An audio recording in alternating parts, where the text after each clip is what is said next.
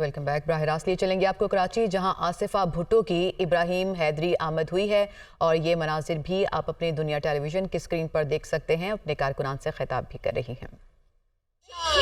हमारे निशान, वलीर का निशान, कराची का निशान।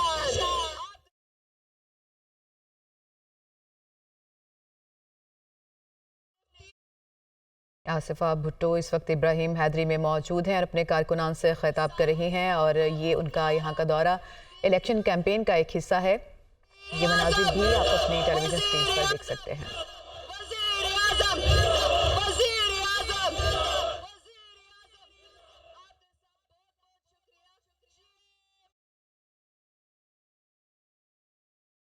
ये कराची का ये मुकाम है और आसिफा भुट्टो इस वक्त इब्राहिम हैदरी में मौजूद हैं, अपने कारकुनान से खिताब कर रही हैं। इलेक्शन मुहिम का ये उनका हिस्सा है। ये जो इस वक्त अपने कारकुनान से खिताब कर रही हैं और उनका पुरजोश इस्तकबाल किया गया। कारकुनान की जानिब से फूलों की पत्तियां उन पर निछावर की गई और हाथ हिलाकर उनका भरपूर जो है वो गर्मजोशी से उनके खिताब का जवाब दिया जा रहा है और नारे भी लगाए जा रहे हैं। और इस वक्त इब्राहिम हैदरी में मौजूद हैं आसिफा भुट्टो, अपनी पीपल्स पार्टी की इलेक्शन कैंपेन के लिए यहाँ पर वो मौजूद हैं। अपने कारकुनान से वो खिताब भी कर रही हैं और उन्होंने अपना जो मंशूर उनकी पार्टी की जानिब से पेश किया गया था वो भी यहाँ पर दोहराया और उन्होंने कहा कि वो अगर इक़्तिदार में उनकी पार्टी आती है तो वो अपने आवाम की बेहतरी के लिए, सिंध की बेहतरी के लिए, कराची और पाकिस्तान की बेहतरी के लिए इक़दाम करेंगे। ये मनासिर भी आप दुनिया TV की टेलीविजन स्क्रीन पर देख सकते हैं।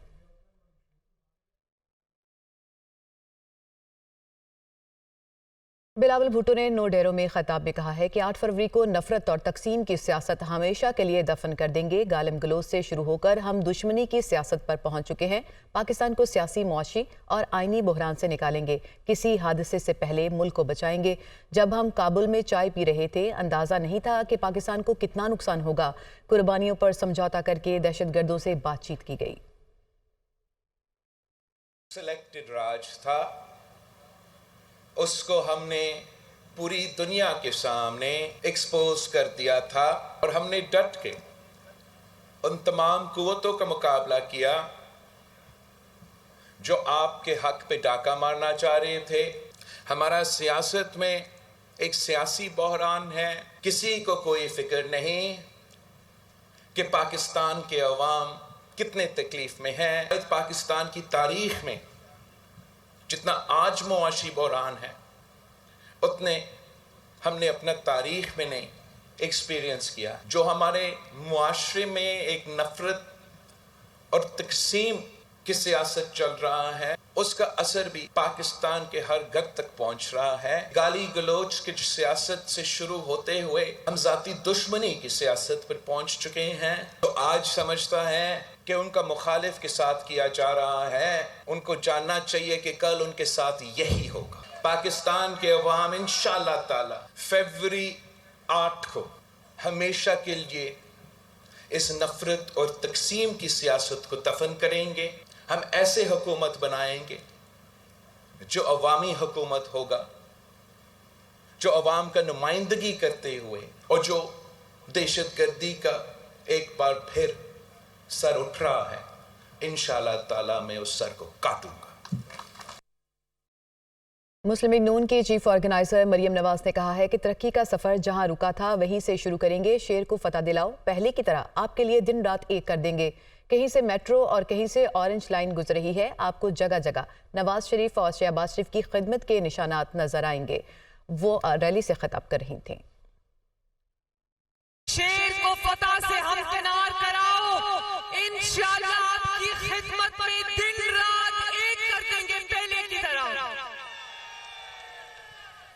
और बिलम वालों जरा पीछे मुड़ के देखो, कहीं से मेट्रो बस गुजर रही है, कहीं से लाल स्पीडो बस गुजर रही है। जगह जगह आपको नवाज शरीफ, शहबाज शरीफ और शेर की खिदमत के निशान नजर आएंगे।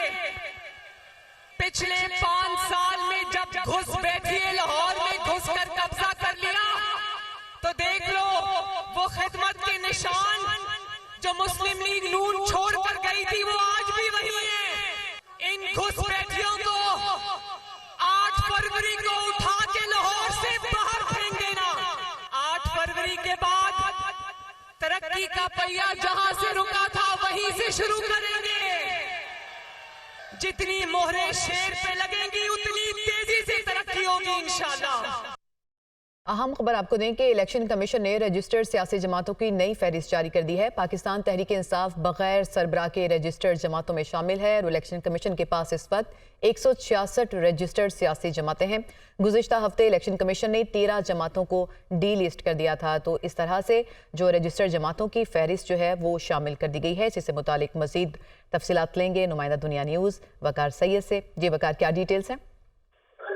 जी बिल्कुल, इलेक्शन कमीशन ने हफ्ते की सुबह जो है वो 13 सियासी जमातों को डीलिस्ट कर दिया था। उसके बाद इलेक्शन कमीशन की जानिब से जो अपडेटेड जो पॉलिटिकल पार्टीज की फहरिस्त है वो जारी की गई है, जिसमें कुल जो रजिस्टर्ड सियासी जमातों की तादाद है वो 166 जो है वो रह गई है। जबकि इसमें रजिस्टर्ड जो सियासी जमातें हैं इसमें पाकिस्तान तहरीक इंसाफ भी जो है वो इसमें शामिल है। ताहम उनकी जो सरबराहियत है कि यानी उसका चेयरमैन या उसका सदर कौन है, उस खाने को जो है वो खाली रखा गया। यानी पाकिस्तान तहरीक इंसाफ इलेक्शन कमीशन के जो दस्तावेज है उसके मुताबिक बगैर किसी सरबराह के जो है वो इस वक्त चल रही है। ताहम जो PTI है वो इलेक्शन कमीशन की सियासी जमातों की फहरिस्त में जो है शामिल है और मुल्क भर से तकरीबन 166 सियासी जमातें हैं जो इस वक्त इलेक्शन कमीशन ऑफ पाकिस्तान के साथ जो है वो रजिस्टर्ड है और वो किसी किस्म की जो सियासी जो सही। वकार सैयद, आप हमें तफसीलात बता रहे थे, आपका शुक्रिया। चीफ जस्टिस काजी फायज ईसा और PTI वकील लतीफ़ खोसा एक मरतबा फिर आमने सामने आ गए। लतीफ़ खोसा की बानी PTI की तोशाखाना नाहली के खिलाफ दरख्वास्त मुकर्रर करने की इस्तदा। लतीफ़ खोसा साहब, आप बाहर जाकर इल्ज़ामात लगाते हैं। चीफ जस्टिस का लतीफ़ खोसा से मुकालमा, एक तरफ आप अदलिया पर एतबार नहीं करते और दूसरी तरफ रिलीफ भी मांगते हैं। चीफ जस्टिस का मुकालमा, जल्द समाअत की दरख्वास्त दायर कर दें। चीफ जस्टिस ऑफ पाकिस्तान, कानून के मुताबिक जो रिलीफ होगा वो देंगे और जल्द समाअत की दरख्वास्त आप दायर कर दें। कानून के मुताबिक जो रिलीफ होगा वो आपको देंगे। चीफ जस्टिस काजी फायज ईसा की जानिब से ये कहा गया और चीफ जस्टिस और लतीफ़ खोसा का ये मुकालमा मुलाजमत से मुतालिक केस की दौरान हुआ। Welcome back. असद कैसर के कागजात नामजदगी के खिलाफ दायर अपीलें खारिज। 19 सवाबी से असद कैसर के कागजातों के खिलाफ अपीलों पर समाअत हुई। पेशावर हाईकोर्ट ने असद कैसर के कागजात नामजदगी को दुरुस्त करार दे दिया है, तो असद कैसर के कागजात नामजदगी के खिलाफ दायर अपीलें खारिज हो चुकी हैं। ज़ीशान काका खेल पेशावर से हमारे साथ मौजूद हैं। ज़ीशान, क्या डिटेल्स हैं? जी बिल्कुल, असद कैसर के कागजात नामजदगी मंजूर हुए थे, जिसके खिलाफ शिकायत कुनिंदा ने दरख्वास्त दायर की थी कि इनके नाम पर एक बैंक अकाउंट है जिसे जाहिर नहीं किया गया था। इस तरह इनके नाम पर एक स्कूल सिस्टम भी है, उसको भी कागजात नामजदगी में जाहिर नहीं किया गया था, इसलिए इनके कागजात को मुस्तरद किया जाए। आज जो है इस केस पर समाअत हुई और पेशावर हाई कोर्ट ने जो है कुछ देर कबल फैसला महफूज किया था और अब वो महफूज फैसला सुना दिया है। पेशावर हाई कोर्ट ने असद कैसर के दरख्वास्त नामजदगी के खिलाफ दायर अपीलें खारिज कर दी और असद कैसर के कागजात को दुरुस्त करार देते हुए उन्हें इलेक्शन में हिस्सा लेने का जो है वो कह दिया है। यानी 19 सवाबी से असद कैसर जो है वो उम्मीदवार है और असद कैसर जो है इलेक्शन में हिस्सा ले सकेंगे। ठीक है ज़ीशान, बहुत शुक्रिया आपका। शहरियार आफरीदी, आसिफ खान, आफ्ताब आलम, शफीउल्लाह के इंतखाबी निशान से मुतल्लिक केस। पेशावर हाईकोर्ट ने शहरियार आफरीदी और दीगर उम्मीदवारों की दरखास्तें खारिज कर दी हैं। इलेक्शन कमीशन ने शहरियार आफरीदी को इंतखाबी निशान बोतल दिया। आसिफ खान को हथगाड़ी, आफ्ताब आलम को बैंगन और शफीउल्लाह को गोभी का इंतखाबी निशान अलॉट किया गया। आगे बढ़ते हैं। टैक्स चोरों के बिजली और गैस के कनेक्शंस मुनक़ता और मोबाइल सिम्स ब्लॉक करने का फैसला मौखर। नॉन फाइलर्स के खिलाफ इनकम टैक्स ऑर्डिनेंस 2001 की शिक 114B के तहत कार्रवाई होनी थी। मुदस्सिर अली राना हमारे साथ मौजूद हैं। मुदस्सिर, किस बिना पर यह फैसला किया गया? जी, टैक्स चोरों के बिजली व गैस कनेक्शंस मुनक़ता करने और मोबाइल सिम्स ब्लॉक करने का फैसला मौखर कर दिया गया है। बावसूख ज़राए FBR की जानिब से बताया गया है कि नॉन फाइलर के खिलाफ जो इनकम टैक्स ऑर्डर 2001 की शिक 114B जिसकी प्रोविजन डाली गई थी हालिया बजट में, उसके तहत कार्रवाई की जानी थी। लेकिन अब FBR को खदशा ये था कि लीगल इश्यूज की वजह से ये इनका ऑपरेशन नॉन फाइलर्स के खिलाफ कामयाब नहीं हो सकेगा, इसलिए इनकम टैक्स जर्नल ऑर्डर जो इशू किया जाना था FBR ने उसके लिए तैयारियां मुकम्मल नहीं की और income tax journal order issue नहीं किया जा सका। ज़राए FBR की जानिब से मुझे ये बताया गया है कि 1 मार्च 2024 तक एक्टिव टैक्स पेयर लिस्ट जारी की जाएगी, जिसके बाद नॉन फाइलर के खिलाफ इकदाम शुरू किए जाएंगे। नॉन फाइलर के खिलाफ इकदाम करने के लिए इससे पहले भी इनकम टैक्स ऑर्डर में शिक नंबर 182 मौजूद है, जिसके तहत नॉन फाइलर्स पर पेनल्टीज आयद की जा सकती हैं। एफबीआर जराये का ये कहना है कि जब इनकम टैक्स ऑर्डर में ऑलरेडी ये शिक मौजूद है तो उसके बाद 114 भी अभी तक उस तरह के मौसर किरदार अदा नहीं कर सकी। मुदस्सिर, बहुत शुक्रिया आपका। और अब आपको बताएं कि सास बहू की लड़ाई सुप्रीम कोर्ट पहुंच गई। चीफ जस्टिस ने 10 तोले सोना ना देने के बारे में सास की अपील खारिज कर दी और इस केस में दोनों इतराफ खवातीन क्यों हैं, ये चीफ जस्टिस ऑफ पाकिस्तान की तरफ से रिमार्क्स दिए गए। इसी से मुतालिक मजीद तफसीलात लेंगे नुमाइंदा दुनिया न्यूज हसीब मालिक से। जी हसीब, क्या डिटेल्स रही समात की?